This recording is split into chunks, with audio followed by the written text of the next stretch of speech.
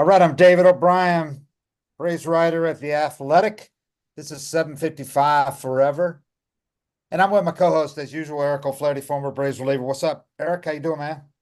Not much. I'm pretty good. How you doing, Dave? Great, man. It was a what an eventful weekend at the Yard. Braves took the last two of the three-game series with the Phillies. All-stars were named today with Chris Sale, Ronaldo Lopez, and Marcell Ozuna, which the three I knew would get in. I was pretty sure because since Lopez leads in ERA, leads the major league ERA, Sale leads. He was a slam dunk. He leads in WHIP Yeah. and wins. Leads the league and majors and wins. And Ozuna, even though the fans voted in Ohtani, I think Schwarber had him. You knew he was going to get in with the numbers he had. They would make him. They'd make it work. So the only one that I thought might get in was Max Fried. I think that last start might have hurt him because it got blown up. I don't know if the votes were already in or how they select all the reserves, but those giving up 11 hits in that game on Friday could not have helped if they were waiting till the end. And his other numbers were kind of borderline compared to, say, the 10, 12 guys who statistically, if you took the whole batch Yeah. of stats, were a little ahead. So that was a little tougher one to justify just because, I mean, he's just been as good. He's been a top five pitcher in the league since those first two starts, but those count, of course, they kind of drag it down. And then Chavez, I thought Jesse had a chance. I still think he has a chance. I think he and Free both have a chance because you know how this last week and a half, there's going to be five guys probably drop out, either that are hurt or there'll be several guys pitching next weekend that won't be eligible to pitch in the All-Star game on Tuesday. One of those will be Chris Sale. He's not going to be able to pitch in it because he's going to pitch two times more. One at Arizona in this series starts tomorrow, and then once at San Diego next weekend. So he won't be able to pitch in the game. So he could be replaced by by Chavez or Fried. Yeah, we'll see. It's like I think I said it last episode, but it's very hard to make an all-star team as a reliever, unless you're a closer. Yeah. He's done great, but you just don't get the recognition for how important that role is, and it usually just goes to another closer if they were going to take another reliever. If they did, it would be one of those where they make an exception Yeah. before for the fan popularity of a guy. Jesse's got a chance, not just because he's 40 and he's got great numbers, but he's pitched for, if you think about it, so many teams that Yeah. he's a guy that league might look at it as well. Oakland can say, oh, he's one of ours because he started for Yeah. Oakland for a couple of years. So that might be an easy way for them to make some other teams feel better represented, but who knows? We'll see. Um, Before I get going any further about the real highlight of the weekend, let me just say embrace country and all over baseball. It's the middle of the season. Time for the All-Star break. There's another break worth taking. That would be a coffee break to remember Braves legend Henry Aaron, who was selected for the Midsummer Classic over 20 times for the National League and one more time for the AL at the end of his career. Joe Van Gogh Coffee is bringing back blend number 44 in honor of Aaron, the all-time Braves All-Star. For a limited time, find our blend number 44 at joevango.com and enter the code HAMMER at checkout to receive an additional 20% off your purchase. Joe Van Gogh has been roasting, serving coffee for 30 years and following the Braves through each and every one of them. Visit joevango.com. That's joevangogh.com. And just in case it's too hot for you, blend number 44 makes a great cold brew as well. The highlight of the weekend, the highlight of the year, hands down, Bobby Cox showing up at the game last night. Yeah. This is only the second time since he had his massive stroke in 2019, first week of the season, that he's been to the ballpark. And the only other time was in 2020 when the pandemic, when the place was empty and he sat in McGurk's suite and watched the game with no crowd there. So this was really the first time most Braves fans have seen him Yeah. since the stroke. And I told you, I think we discussed this one time. I said, when Bobby comes back, it'll be the most thunderous ovation. That and Soroka, I thought would be, but Soroka got kind of sidetracked along the way and didn't work out that way. Bobby was every bit of what I thought it would be. And it was even cooler because it was unannounced. We Yeah. had no idea he was going to be there. It was on a Friday night. They timed it right because it was the Phillies Friday night. they sell out, all their weekend games pretty much anyway, but it was a sold out crowd with fireworks at night, delayed about 20 minutes. So everybody was there. When they did it between innings, they showed Bobby and the PA and a guy in tone, the greatest manager of all time, our beloved number 6, Bobby Con. And he stood in the suite where he was sitting with Pam there, McGurk there, some little kids, I think it was his grandkids, and waved with his left hand because his right hand, his arm is paralyzed. He waved with his left hand. And that place was, I looked around and I saw people literally wiping tears. It was something, man. Yeah, I mean, he's probably my favorite baseball person ever. Um, what he did for me in my career, just like I think I've told the story before, but coming over and handing me his shoes, literally gave me the shoes off his feet, and I have them in my closet still. Tell that story Come, again for people that might not have listened that time. so I had a 20-something ERA with Seattle the year before, and it was pretty old school clubhouse. You're kind of supposed to, be a rookie and stay out of the way. At Seattle. In Seattle, yeah. So I came over to Atlanta kind of expecting more of the same and expecting to just be nobody. And I had a 20 ERA. I'd been put on waivers. They got me for free, kind of a scrap heap pickup, And I go to sit down in my locker. I'm just going to be quiet. I'm not going to talk to anybody. And Bobby himself comes up and sits at my locker. And he says to me, "We're so excited to have you. We tried to get you a few times. I couldn't believe you were on waivers. Can't wait to see what you can do." And that for me was like, Bobby knows who I am. You know, I I expected to just be some guy that throws a few spring innings and goes to Gwinnett or maybe Right. gets released. And just that right there gave me so much confidence. And this was during Camp Roger when all the guys would come down and throw early Right. preseason. And so I go through the whole workout and then finish up and it's time to shower. I realize I forgot shower shoes. And Bill Akery. Yeah. Yeah. Bill's great. I love him. But if you don't know Bill or you haven't earned your place yet, Yeah. you better not ask Bill for shit. And so Yeah. I asked a few guys, I'm like, where do I get shower shoes? And they're kind of like, yeah, go ask Bill, see how that goes. So I walk into Bill's office and I just say, Mr. Akery, I need some shower shoes. I forgot mine. And he just looks at me and he's about to just bite my head off. That's just his style. Yeah. He would have given them to me, but I would Right. have gotten worn out and Right. yada yada yada. And Bobby sees that coming, stands up, takes the shower shoes off his feet, hands them to me. He goes, "Here you go, get out of here, kiddo." And so when I came back in the locker room, everybody was like wanting to hear the story, how bad, Bill wore me out. And Yeah. Yeah. I just showed him Bobby's shoes that he gave me. And that right there, like just that part about him is just he treated every single player like they belonged. He never said anything negative. He pumped you up. He always told you, he always had your back and he always Yeah. encouraged you. And it was just a completely different atmosphere than I'd been in before. And it boosted my confidence. It made me feel comfortable right away. And you could see the numbers from when I was in Seattle to when I came to Atlanta, how much that meant. So yeah, he means a lot to me. So you've got his shower shoe still. Do they have number 6 scrawled on them? Yeah. Yeah, I have to go pull them out there. It's probably pretty washed down, but yeah, I still got them. That's pretty awesome, man.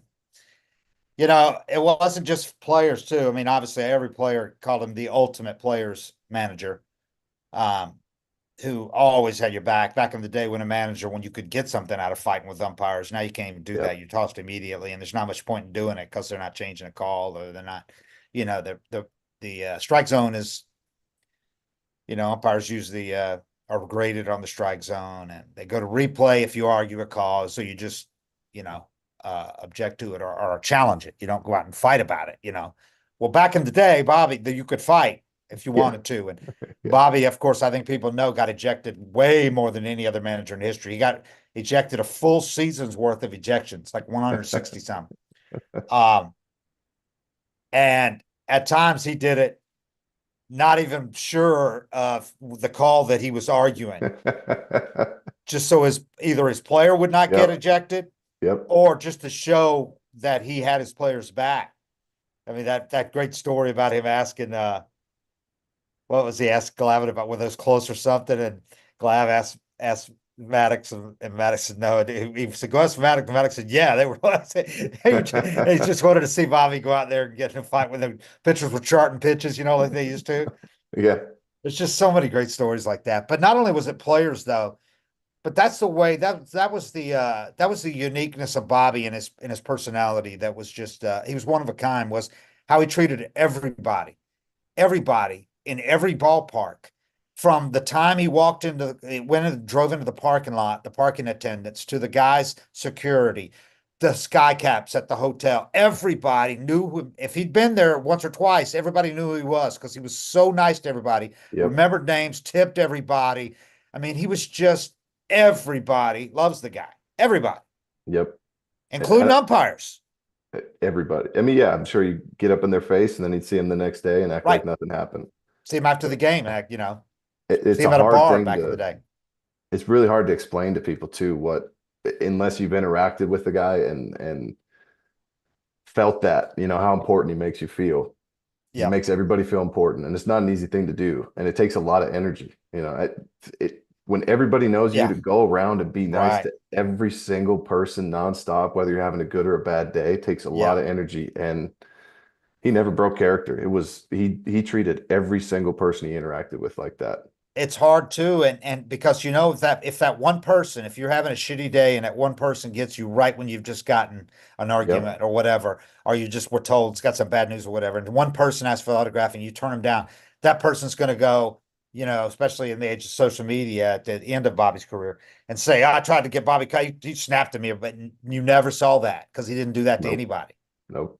Yeah. So he just loved people for one thing. He really likes people. He likes talking to people. He likes hearing, and it's genuine. It doesn't come across as phony, like he's just trying to schmooze with you. It comes across as No. he really cares. He asks you where you're from. He mentions somebody he used to play there, whatever. It's just the way he was. But so anyway, since we all feared the worst after 2019, because he nearly died from that stroke. I mean, there's Yep. some stories about it that I haven't even written. That some of it's like I don't know how much we can write or something, but let's just say he came very close. I mean, it Yep. happened in his house and he was alone, and he had to pretty much drag himself next door to survive and knock on somebody's door, dragging himself. I mean, it was I never bad. heard that. It was bad. It was bad. Um, but that is one tough dude because they put him, you know, they thought a couple of years ago, 3 years ago, maybe when he moved from the rehab center to home, it was pretty much, you know, hospice. And he was diagnosed with congenital heart disease. Usually you don't live too long with that. And here he is now feeling good enough to, you know, he went on vacation with Pam down to the island where the house they have down in Florida by Jacksonville, Amelia.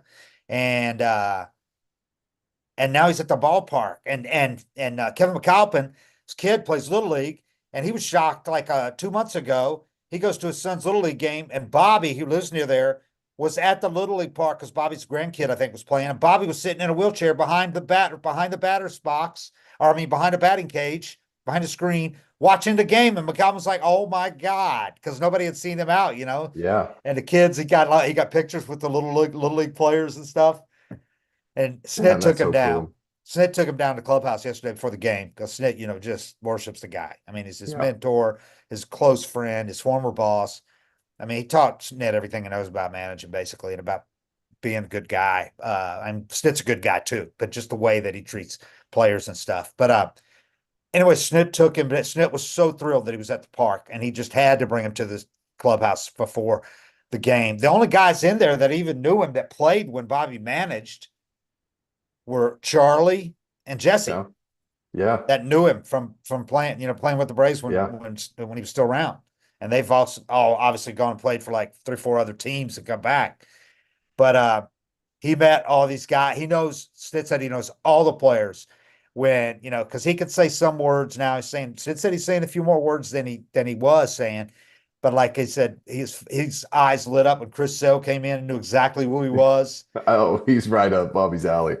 Yes, Yeah. yes, he would have been Bobby's favorite. Ozzy Yep. came in and he said, Ozzy, keep, you know, keep playing hard. And he said something to Riley. He said, he could pick it, something like that. Yep. This it said. So he knows all the players, and most of them, as Olson said, if they don't know him, then shame on them because he is the Braves. You know, he's an institution. And Olson Yeah. grew up here in Atlanta watching him skipper those teams. So Olson was thrilled. He shook his hand and said, "You're a legend."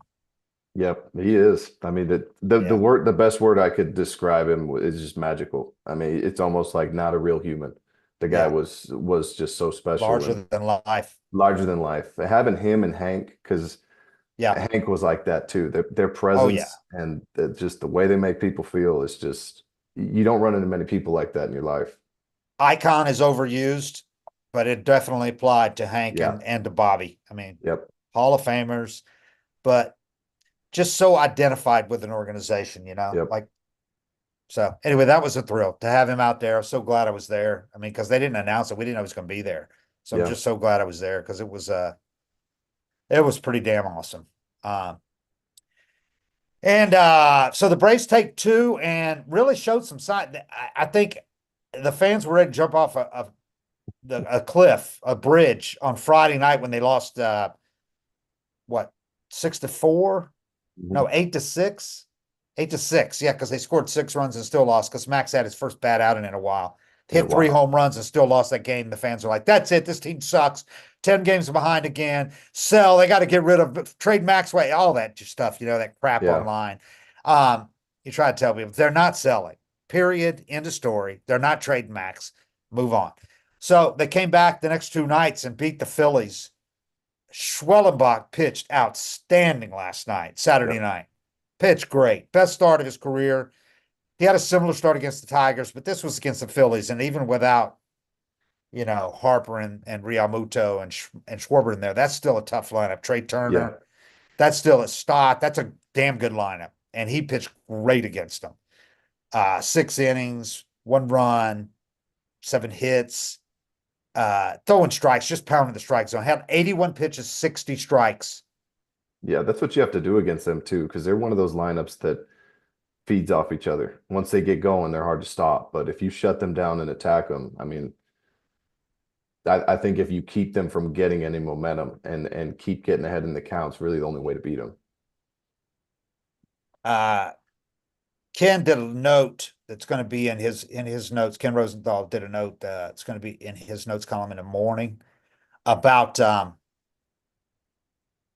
what the really impressive thing about Schwellenbach. And we've talked about just how polished he is for a guy who's pitched so little. Because he pitched in high school, then he didn't pitch in his first 2 years at Nebraska. He was just a shortstop. And he had elbow surgery early in Nebraska after high school. It wasn't Tommy John, it was another elbow surgery. After COVID, he's in college. After COVID, his arm's getting healthy, playing shortstop and not pitching. He called his coach and said he wanted to pitch, and the coach said, "All right, let's work this in." And so he closed his last year there and played short, and it was a damn good shortstop. Um, and so he's All-American and closed his junior year. So the only pitching he had done was that 1 year above high school was that and like 100 innings now, 100 less than 100 innings in the minors. And he's out there pitching now in the majors, and he's kind of wrapped up that fifth spot for now because he's the only one that's really stepped up and looks ready for the challenge every time out. I mean, he's got great presence. He throws strikes. He just throws Yeah. strikes, and the other guys have trouble with that, and they get off track, walk the yard, and he doesn't do that. He's impressive, and he's got like a 5 pitch repertoire, and he uses all of them. Yeah. Well, I think a huge advantage for And, him is that he hit in college. oh, he's so good You out know, there I mean, fielding his position. you might not be learning how to pitch when Right. you're hitting, but you're learning I what got you. sucks to hit, you Yeah. know? So I think I always thought the guys just had better feel and idea for what sequencing was and what was hard to hit and what made a pitch good when they'd face tough pitching. If you've hit in high school, it's kind Yeah. of, I mean, like who knows who you hit off and if they could execute pitches or not. But if you play at a pretty good college, like a D1 Yeah. big time college, you're facing pitchers that are throwing really nasty stuff at you. And so you know what's hard to get to, where your bat is, what's confusing for a hitter, Yeah. where the outs are. So I think that's still, if you want to talk about like not pitching for that long, I think that's a big difference between like a high school guy that kind of started pitching late Yeah.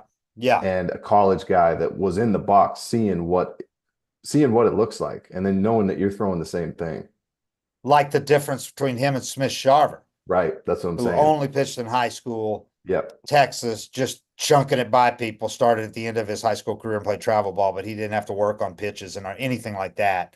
And and this guy's just got a great aptitude for it. I mean, you talk to him and it takes 10 seconds to understand that this guy's different than most of these Yeah. kids. He's 24 for one thing, but he's mature and he's Yeah. down to earth. He doesn't get excited and he's just really calm. Uh, I've got the note now that Ken wrote for tomorrow that's coming out. And Ken wrote, said, "You want to see something stunning? Spencer Schwellenbach's pitch breakdown Saturday night, like when he allowed 1 run, 6 innings against the Phillies. The mix was all the more impressive considering it was only his seventh major league start. 4-seam fastball, 17 of them, 16 splitters, 14 sliders, 14 curveballs, 13 sinkers, 7 cutters. I'm sorry, 6 pitch repertoire, not 5. Yeah. And that's what I think a lot of the each time through the order stuff stems from too. Yeah, You know, he can get deep into a game and you right. might have an at bat. If he has 6 pitches, you can have an at bat where you don't see 4 of them, Yeah, you and know, break out but more when you need them. yeah, yeah, He said, Ken wrote, he's shown remarkable aptitude since joining the Braves on May 29, adding a sinker, tweaking grips on all 3 of his fastballs, and moving from the third base side to the middle of the rubber. He's had no choice but to learn on the job after throwing only 110 innings in the minors and 31 and 2/3 innings at Nebraska. yeah. That's Yeah, not I didn't. He added the sinker since he's been up because he started throwing that in the offseason, and the minor league guys told him, "Now, don't throw that right now," because they wanted him to focus on the pitches he had. yeah, And that's not a mistake by the minor league pitchers. They just wanted him to focus on what he had so he could make the jump and progress rather than trying to do everything. But now that he got up here, the pitching coaches with the Braves told him, when he said he's got a sinker, and the catchers here, that was a big one. The 2 catchers here told him that sinker can come in handy. You can use yeah, that at this level to get guys out from one side or the other. So that's when he picked it up, and he hadn't even thrown it in game until he threw it in a major league game yeah. Well, I mean, it against just the seems like Orioles. one of those feel guys to me. The guys that Yeah. are good at everything. There's certain guys that just they get a feel for things so fast. You know, they pick up golf, they got a 4 handicap in a year. You know, that they go play ping pong, they beat everybody. There's certain guys like that that just have this ability to feel certain things and pick it up really, really fast. And I bet you he's one of those guys. So he volunteered. He told his coach that in college he wanted to pitch and to let him pitch that's the junior year. And he closed. He had a 0.57 ERA and Yeah, 31 and 2/3 innings as closer. yeah, His coach at Nebraska, um, he said, I still think he saw pitching as a hobby. We were pretty giddy with excitement over his stuff and command. It was effortless. He looked like a big leaguer right away, honestly. He said some clubs still loved him as a shortstop and hitter. He was a truly plus defender with a 70 arm on the 20 to 80 scale. Nobody has 70, in anything. What he's done is incredible with so little experience as a pitcher for us in the minor leagues. His mindset is a separator. yeah. Yeah, and that's what it is, honestly. I mean, one thing that I'll talk to people a lot, and they'll just think that, well, you got lucky, you got this good left arm, and that got you to the major leagues. But that's not what separates you. You know, you get Yeah, drafted with back when I got drafted, now it's probably 97 miles an hour, but when I got right. drafted, you get drafted with 15 pitchers that throw 93. Yeah, And yeah, 15 pitchers with a good slider. And so how do you separate yourself when it's all up here? And you know, it'll piss you off when people don't want to give you credit because you're like, I found a way to separate myself up yeah. top. You know, I didn't just have this raw ability. And the guys that can come up and pick up on pitching, like this is insane, honestly, to only be pitching 110 innings At and 30 in college. be pitching like this in the major leagues is Right. it's not normal. And he pitched really well too against big teams. Yeah. At Baltimore, against the Phillies. I mean, yeah, it's crazy. You have these other guys come up here and they get shell shocked and they might fool the guys 1 or 2 times through the order and then they just get lit up. Yep. Or they get scrambled and start walking guys and can't throw strikes. And he's just had no moments like that. It's been really impressive.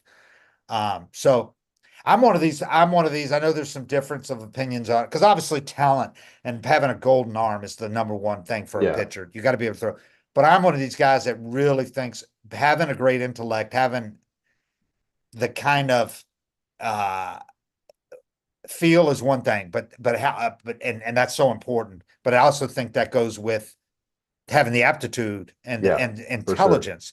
But having that intellect, I think there's a reason why you talk to the really great pitchers. Not many of them come across as dumb, you No, know? maybe a closer, Right. fastball I'm slider, talking but starters, yeah. yeah, no, Starting they're sharp. pitchers. Yeah, Your legendary pitchers. You talk to them, even their old age, they're still sharp. yep, But you talk to, Greg Maddux and Tom Glavine, and just the guys I've covered a lot here, and John Smoltz. I mean, and when I was covering the Marlins, Al Leiter, you know, uh, Kevin Brown, not the nicest guy, but smart. But you talk to these guys and they're sharp. And I think that, you can be a good pitcher and not obviously not be a real smart guy, I don't think. yeah. But I think it really helps the guys. As he said, it's that separator, aptitude, intelligence, intellect, whatever you want to call it. I think it all kind of comes together. But this guy's got that. He's got that. And Spencer Strider, another perfect example. One of the sharpest guys. Max Fried, super smart guy. Yep. You know, Charlie Morton, really smart guy. Chris Sale, these guys are really smart. Ronaldo Lopez, you could tell, even though he's a translator, I can't hear him speak directly, but the translation, he's a really thoughtful guy. Yeah, So that's the difference that I think it's not a coincidence at all. So anyway, I agree. injury report. We got you got Ian Anderson and Smith Shawver making their way back, progressing, which could be big, especially Ian Anderson, I think, because he's looked good in his rehab start so far. That would be a real nice guy at the back when there's because they want to still give these guys extra rest. That means working in a guy, bringing up a guy from the minors, optionable guys, using six starters at times. And I think Ian Anderson would be a great one back because they've gotten out. Schwellenbach has got one of those spots down now, but you're going to have these guys aren't going to go through the whole second half of the season, none of them, without having some ache or pain in knee to skip a start or going to IL for 15 days. And no, it's not the end of the world if it happens. It could be anything. We've seen that every year. So far, the big three guys have avoided it. The chances are it's going to happen. And it could be Charlie. Charlie's had something go wrong, whether it's just a small thing. But anyway, it'd be nice to have. I still think they need to go out and trade for an innings eater, a real reliable guy, back of the rotation guy. But it'll be nice to have Ian Anderson as an option and Smith Shawver as well. Has he pitched again? Ian, Yeah, how many times has he pitched? I think his second one's, I want to say tomorrow at high A. He pitched really well in that first one Yeah. in A ball. So uh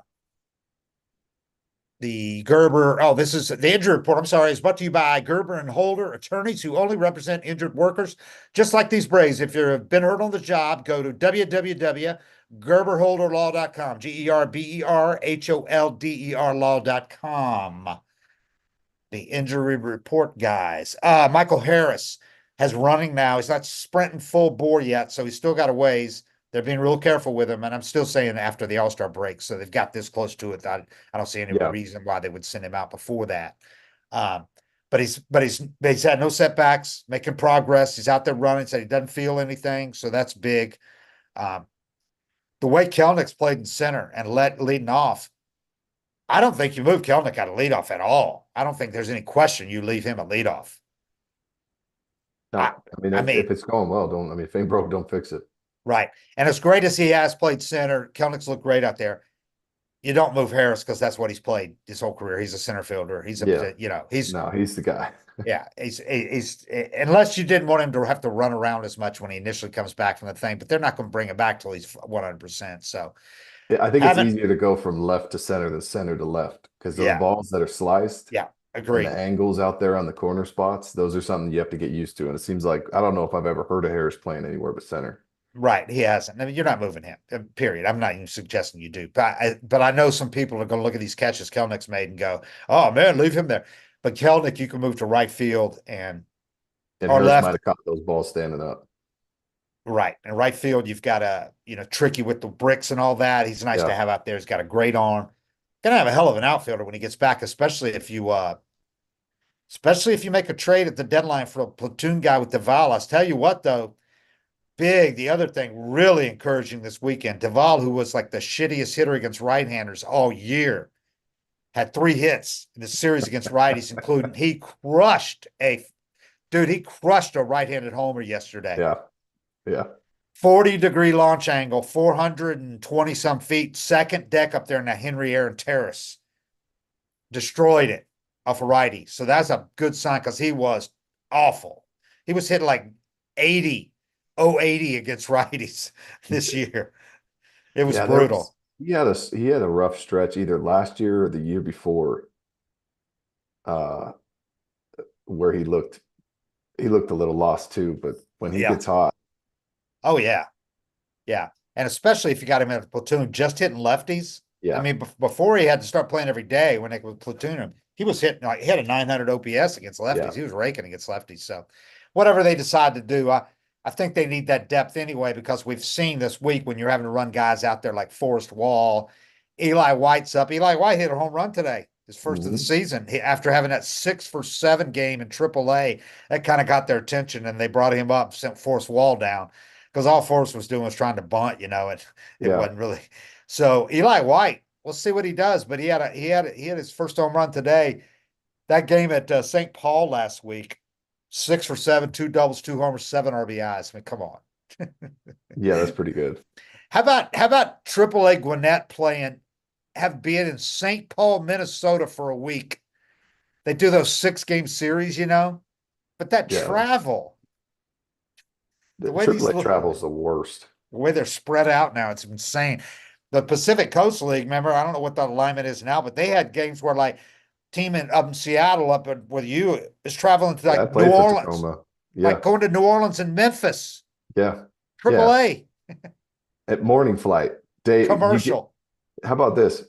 You play a game at 7 o'clock at night, game ends, you got a 4 a.m. flight. So you Oh, get back to the hotel, or not a 4 a.m. flight, but you got a 4 a.m. bus to the right. Yeah, airport, right to the 6 airport. a.m. flight, fly whatever 3 or 4 hours to wherever you're going, lose time because you're changing time Right. zones, get in straight to the park, game end. Oh, that's Like that, brutal. it is the worst. Yeah. That's the reason to get out of there is just to have a chance to be at your best because there were times where you were just thrilled if you could get a little hour power nap in before you had to be at the park. And some managers were different. Some wanted to get the work in, but I mean, getting up at 3:30, 4 a.m. to try to get on a Yeah. bus, get on the flight, fly, wait for your bags. Like I remember we were in Colorado Springs or something, but I think we flew into Denver and drove. Got to the hotel straight to the park. BP's in an hour. It's the Dude, worst. dude, I do that kind of travel, but I'm not playing a game when I get Exactly. there. It's all I can do is caffeinate with a 5 hour energy, four or Yeah. five cups of coffee, an energy drink. And I'm still a zombie trying to transcribe. I can barely stay awake. If I had to go Yeah. out and play Go or hit do anything, 96. oh my God. I don't know how you do it. Especially the AAA teams playing out there and traveling east. At least when you're here going west, You you're pick up gaining time. hours, Yeah. right? And if you could sleep on a plane, you're in business. But when you're coming back and losing, oh my God, straight to the ballpark from a commercial, and they're flying commercial. These people that think, No, baseball players, you Southwest. get I saw commercial. Barry Zito in the middle seat on a Southwest flight with probably 200 million in the bank. And I was like, Barry, what are you doing, man? I mean, he's just doing it for the love of the game. He wanted to come Right. back. He wanted to play one more year and see what he had in the tank. But Yeah. yeah, I mean, the guy had made all the money he'd made. And Southwest, it doesn't matter how much time you got in the big leagues. That's You the can pay boarding order. the most you can do is spend $50 to board early. Yep. 75 or whatever it is now. People still sitting right next to you. Zito's probably like, how about if I give you $1 million? Now Yeah. he could have chartered his own planes that whole year if they Yeah. would have let him, but that wouldn't be too great for team morale. He could have kicked The like 5 or 6 of the guys on one of the private jets, though. the only move you could make was to try to, take a taxi to the airport and beat everybody there and try Yeah. to upgrade. Because some of Yeah. those flights, if they have first class seats open, you could upgrade to first class for like $150 or something. Yeah. Oh, That that's was a funny. game changer. You might be able to fall Y- asleep, but Yeah. I've never been able to sleep, between or next to strangers. Oh God. Yeah. Yeah, I could if I couldn't sleep on planes, I'd be dead, man. Because I procrastinate packing and end up getting 2 or 3 hours sleep most of the Yep. time when I'm flying early. So anyway, yeah, that's a different world, man. I talked to Holmes about that. Uh, Grant Holmes, he's pitched great, man, since he got here, by the Yeah. way. He's pitched great.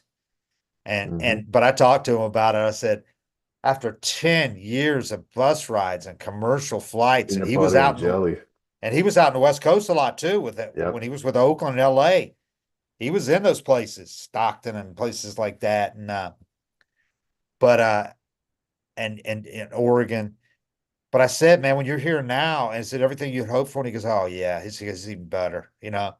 The accommodations, the hotels, the flights. He goes, I guess it'd be really hard to go back after you've been here. And he goes, I want to end my career here. And he goes, but you never know what's going to happen. I know I'm Yep. not going to give up, whatever happens. So he knows out of options that at any time, even if he's pitching great, he Yeah. could get caught in numbers crunch and get sent back down. So it's not Yep. going to crush him if he does, but he's shown that he wants to show enough while he's here, and he has that they'll have him back up here as soon as they can make a move. So, but I don't see him sending him down anytime soon because he's so valuable as a long guy. You know, he's what a story he is. Yeah. You go from, I remember we were in Frisco, I think it was Frisco. And we were saying that this dumpy hotel that didn't have AC was broken. They were giving us fans. So you go from that, just smelling your sweaty roommate, to you're in the big leagues in New York City Oh, and you got your own hotel room, yeah, you're at the AC, Ritz Carlton, you're at the Ritz the or Four Seasons, yeah, you're at that's probably the best part about getting called up to the big leagues. You get your own room on the road. and you're making that money. Yep. Yep. Yeah, it's just so different. Jesus Christ, what they Two different do. worlds. And the skill gap isn't that big, but it Right. is to stay is tough. And you ain't carrying your own bags, and they're picking you up and taking you straight to the plane. You're not going inside like we do and check it. You're going straight to the plane and on. That's why anybody that's been in the big leagues for a significant amount of time and hits that rough patch in their career and has to go Yeah. down and grind, I respect the shit out of it because Yeah. it's such a drop off from everything that happens for you and your laundry, like every single thing is Right. taken care for you in the big leagues, and then you go down and it's like you're eating peanut butter and jelly and you got to figure it out yourself. Yeah. It's so funny. It's like the guys that don't, the guys who have the money to buy the stuff, you don't have to buy anything when you get up to the big leagues, Nope. you know, Yeah. now There's that you free have the stuff money to do everywhere. it. Yeah. Yeah. Hey, Beats by Dre is here today. Here's some free headphones. Right. And you They need just to go to land in the your locker. right. And I saw a few of those the other day that were like somebody dropped off boxes of them. Yeah. And I Yeah. remember when those came out. I remember when those came out, you guys had them like every one of you had them in the locker. Somebody got them for you. Yeah. Yeah. And that stuff just keeps happening. And then you go down to the minors and it's $20 a Yeah. day meal money and hang with them. Until some big leaguer comes down on rehab and buys Buys them. you Outback. Yeah. All right. Well, the Braves certainly needed that. They've won 4 out of 6. They've won both series against the Phillies this year because they got them in the first week of the season. They got them now. And the Phillies, of course, are playing without a few of their guys, but the Braves are playing without a few of their guys too, All including year. two that ain't coming back, Strider and Yeah. Acuna. I was talking to Ozuna about that too. He goes, yeah, they're playing without Harper and Schwarber and Real Muto. He goes, but those guys are coming back soon. Two of ours aren't coming back, you know. Yeah. But Ozuna was great. He said, I talked to him about this. I'm going to write it, but I talked to him about the what we've talked about this. While they obviously want to win the division and they're busting ass to try to win the division, they know that it hasn't worked going in with that 5 days off. It's not that That scary. the worst thing in the world is not going in as a wild card and being able to keep playing and have that momentum and not have to Yeah. sit around. It's like catch 22. You want to win the division, obviously. You want to rest your pitchers, but nobody wants to sit around again for 5 days. And that's No. part of you can't have one without the other. So as long as they are in the wild card, the Braves are going to feel confident about what they can do. If they just get to the postseason healthy, they know what they can do, what they're capable of doing, even if they hadn't Yeah. shown for much of the season. Well, I mean, it's made me lose some interest in the regular season because Yeah. you look at the postseason, you're like, look at the teams that went deep last year. Look at Right. Two wild cards in the NL, the teams that win NL and 100 AL. games were out in the first round, and well, not the first, but they're out in their first round. Their Their first first round. series they Dodgers lose, and Braves, 2 years in a and row. you watch this happen, and it's Yeah. like I'm not scared to be a wild card. Nah, it's who gets hot and who's healthy. Who's And not to healthy, babe. mention, yeah, healthy is huge, Yeah. but hot bats really, I think. But Oh yeah. not to mention too, like I don't care how long you've played, everybody gets a little jittery that first couple playoff games. Yeah. Everybody does, no matter how Yeah. long you've played. Like you talk to veterans, they're all a little jittery on opening day, and they're all a little jittery for the playoffs. Well, you get to play against a team that's jittery too. Right. That first round after Right. they've already got that out, and they're playing, and they've already won a series, and they're confident and feeling good coming into with some momentum. And now you got to be the team with the jitters playing the team that already kind of got rid of it. Yeah. And a guy like Ronaldo Lopez, he hadn't been in a postseason, He'd Yep. like to, it wouldn't hurt him to start the game in a wild card series and get that out of the way before you go into the next round. Yeah. So anyway, it's going to be interesting. Braves have got a 1 week road trip going into the All-Star break. They got 4 in oven-like Phoenix, where it was 115 today. That's a But nice day there. that roof shed will be nice. And then they got 3 in San Diego. So need to play well. And because that's a tough road trip. I mean, those are 2 good teams, especially at home. And go into this thing because you had gotten it down to what, 6.5 games, I think. Then it got back up to 10 after you lost Friday. Now you got it at 8, and you got head to head, and you know what you can do with them head to head and all that. So they need to win. Go 4-3 on this road trip would be nice for them. They can Win do both. that. They can do that, and then you go. And as much as I'm sure people would like to see Sale pitch in the All-Star game, I don't think the Braves are minding at all that he's scheduled to pitch next weekend, because they do not need him tweaking something or trying to, but because he's going to go all out. If he's in there for 1 inning, he's going Yeah. to air He's it gonna hit out. 102. Right. And they Yeah. don't need him doing that in his competitive, because it'll be his first All-Star game since 2018. He went to 7 straight, but he hadn't been in 6 years. Yeah, I bet he's good on pitching, and I don't Yeah. think he needs to. A lot of guys that have done a few of them would rather have the time off. Right. Right. He pitched 2 innings in the 2017 All-Star game, back when they used to do that. He pitched the first 2 innings and struck out Ozuna at the end of the second inning. Did Yeah. So it's pretty cool. Ozuna has known Lopez since Lopez was coming up, because they live kind of near each other in the Dominican. And he ran into him at the 2016, I think it was, All-Star game, when Lopez was there in the Futures game. And Ozuna was there for the home run derby, I think, that year. Anyway, he ran into him. They went out because they were both from the Dominican, and he called him like young fresh, but a Spanish translation for that. And he's always called him that. And then they ended up together, this year when he comes over from the White Sox. So they're really tight. They go to each other's houses now in the Dominican. And now they're going to that All-Star game together. That's And cool. it's for Ozuna. It's his first one since he went to back-to-back ones when he was with the Marlins. So all 3 of those guys really have overcome some things, Yeah. and Lopez is a reliever for the last 2+ years. So pretty cool, those 3. Eight All-Stars last year, 3 totally different ones this year. None of them repeated.